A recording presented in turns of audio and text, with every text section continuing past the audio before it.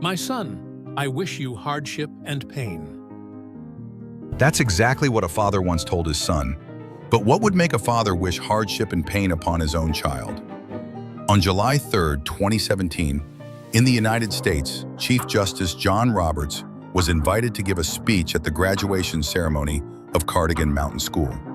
He was speaking not as a public official, but as a father, because his 16-year-old son, Jack, was among the graduating middle school students that day. Graduation speeches are usually filled with gratitude, encouragement, and hopeful wishes for the future. But John Roberts chose a different approach. He looked out at the students and said, I wish I could tell you that the days ahead will be the happiest and most relaxing of your life, but I can't. The room went silent. Up until now, every graduation speaker had always said, your best days are ahead of you. But this man was saying the good days were about to end. Then, what he said next was even more surprising and harder to hear. I hope that from time to time you experience injustice, because only then will you truly understand the value of fairness. I hope you taste betrayal a few times, so you'll know how precious sincerity really is. I hope you often feel lonely, because only through loneliness will you realize that kindness from friends is never guaranteed, and no one is obligated to treat you well. I hope you run into bad luck occasionally, so you understand the meaning of opportunity and fortune. Sometimes we succeed because we're lucky, and others fail not because they deserve it. I hope that when you fail, your rivals mock you and find joy in your pain. Only then will you understand the grace of competing with humility.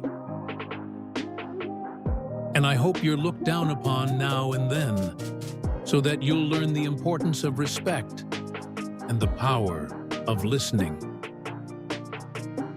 These things will happen to you sooner or later in life. Whether you grow from them depends on whether you're paying attention. After the speech, the audience erupted in praise. Many said the children were incredibly lucky to hear such wisdom, the tough love of a wise and devoted father. At 14 or 15, these young students were standing at a turning point in their lives. Words like these would help them face life with greater emotional strength, mental balance, and perspective. And from his speech, we can draw some important lessons for raising children. 1. Don't raise your child to believe they're the center of the universe. Sometimes parents need to step back. If children grow up thinking they're always the most important, they'll be crushed when they realize the world doesn't revolve around them. In school and in society, they'll meet people who dislike them or don't recognize their talents. And when that happens, they need to be strong enough to handle it. 2. When your child is left out by friends, don't rush to comfort them. If you see your child sitting alone while the others play, don't force them to join the group and don't try to fix it for them. Let them feel what loneliness is like. Only through experiencing isolation can they truly understand the value of friendship. 3. Let your child feel that life is difficult sometimes. When your child says, school is hard, or learning the piano is too tough, don't always try to make it fun or easy. Instead, let them know that struggle is part of life. Children have to study, adults have to work. There are many things we don't want to do, but must, because it's our duty and responsibility. If children never experience hardship when they're young, they'll suffer more later. They won't have the resilience to face the world.